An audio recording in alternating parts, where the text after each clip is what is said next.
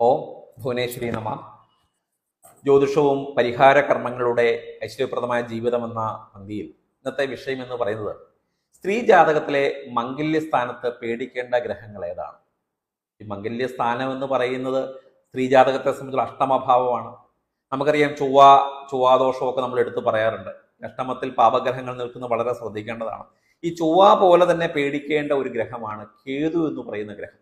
രാഹു കേതുക്കൾ എന്ന് പറയുന്ന രണ്ട് ഗ്രഹങ്ങളുടെ അതിനെപ്പറ്റി ഞാൻ പറയുന്നില്ല, കൂടുതലായിട്ട് പറഞ്ഞ് നിങ്ങൾക്ക് അറിയാവുന്ന കാര്യമാണ്. എങ്കിൽ പോലും കേതു എന്ന് പറയുന്ന ഗ്രഹം അഷ്ടമത്തിൽ നിൽക്കുക, ചൊവ്വ നിൽക്കുന്ന ഒരു ഫലം തന്നെയാണ്. കുജവിത് കേതു എന്ന് പറയുന്ന ഒരു പ്രമാണം തന്നെ ജ്യോതിഷത്തിൽ പറയുന്നുണ്ട്. അപ്പൊ കുജന്റെ അല്ലെങ്കിൽ ചൊവ്വ എന്ന് പറയുന്ന ഗ്രഹം എങ്ങനെ നിൽക്കുന്നോ ആ തരത്തിലുള്ള ഫലം തന്നെ കേതുവിനും അംശിക്കപ്പെടാം. ചൊവ്വാദോഷം എന്ന് പറയുന്ന പോലെ കേതു ദോഷം എന്ന് പറയപ്പെടാറില്ല. പക്ഷെ അനുഭവങ്ങൾ ഒന്നാണ് എന്നുള്ളതാണ് സത്യം. പൊരുത്ത വിഷയത്തിൽ തന്നെ പൊതുവെ 8ാം ഭാവം വൈദ്യകാരകത്തെ ചിന്തിക്കുന്ന ഭാഗമാണ്. മംഗല്യ സ്ഥാനം, മംഗല്യ ഭാവം ചിന്തിക്കുന്ന സ്ഥാനമാണ്. ഭാര്യ ഭർത്തൃ വിയോഗം സംഭവിക്കപ്പെടുന്ന സ്ഥാനമാണ്. അതുകൊണ്ട് തന്നെ അഷ്ടമത്തിൽ നിൽക്കുന്ന പാപഗ്രഹം ഏതാണെന്ന് കണക്കാക്കിക്കൊണ്ട് അല്ലെങ്കിൽ അവിടെ നിൽക്കുന്ന കേതുഗ്രഹമാണ് എന്നുണ്ടെങ്കിൽ തീർച്ചയായിട്ടും അത് ചൊവ്വയുടെ ഫലം വൈദ്യകാരകത്ത ദോഷഫലങ്ങൾ അംശിക്കപ്പെടും. ഇനി വൈദവ്യം എങ്ങനെ സംഭവിക്കപ്പെടുന്നു?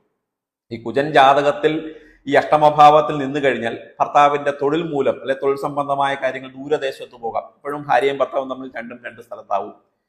പട്ടാളമാവാം, പോലീസാവാം, അല്ലെങ്കിൽ മറ്റു ദൂരസ്ഥലത്ത് ജോലി ചെയ്യുന്നവരാവാം, പ്രവാസി ജീവിതം നയിക്കുന്നവരെ. വിദേശത്ത് ഭർത്താവായിരിക്കാം, ഭാര്യ നാട്ടിലായിരിക്കാം, അല്ലെങ്കിൽ ഭാര്യ വിദേശത്തായിരിക്കാം, ഭർത്താവ് നാട്ടിലായിരിക്കാം.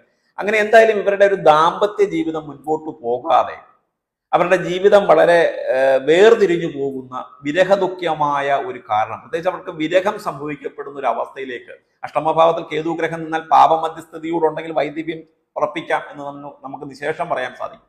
ഇവിടെ പാപമധ്യസ്ഥിതി അഷ്ടമഭാവത്തിൽ ഉണ്ട് എങ്കിൽ, കേതുവാണ് നിൽക്കുന്നത് എങ്കിൽ തീർച്ചയായും അതിന് ദോഷത്തെ പ്രദാനം ചെയ്യുകയും വൈദവ്യകാരകത്താഭാഗ ദോഷം ഉണ്ടാവുകയും ഈ ഭാര്യയും ഭർത്താവും തമ്മിൽ ഒന്നിച്ച് താമസിക്കാൻ യോഗം കുറയുകയും ചെയ്യുന്ന ഒരു അവസ്ഥ തന്നെയാണ്.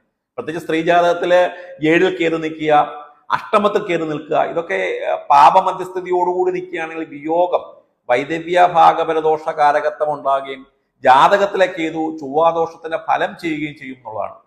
ഇതിനൊരു പരിഹാരമല്ല ഞാൻ ഈ പറയുന്നത്. നേരെ മറിച്ച് ജാതകത്തിൽ കേതു അഷ്ടമഭാവത്തിൽ നിൽക്കുന്നുണ്ടെങ്കിൽ തീർച്ചയായും പരിഗണിക്കപ്പെടേണ്ട ജാതകങ്ങളുടെ ഫലത്തെ കൂടെ നിർണ്ണയിച്ചുകൊണ്ട് വേണം വിവാഹ പൊരുത്തം നോക്കാൻ.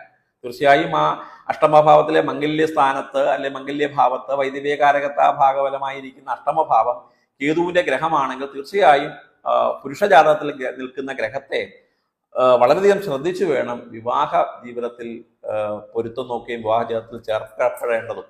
ഈ ഒരു അറിവ് നിങ്ങൾക്ക് ഇഷ്ടപ്പെട്ടെങ്കിൽ നിങ്ങൾ ലൈക്ക് ചെയ്യുക, ഷെയർ ചെയ്യുക.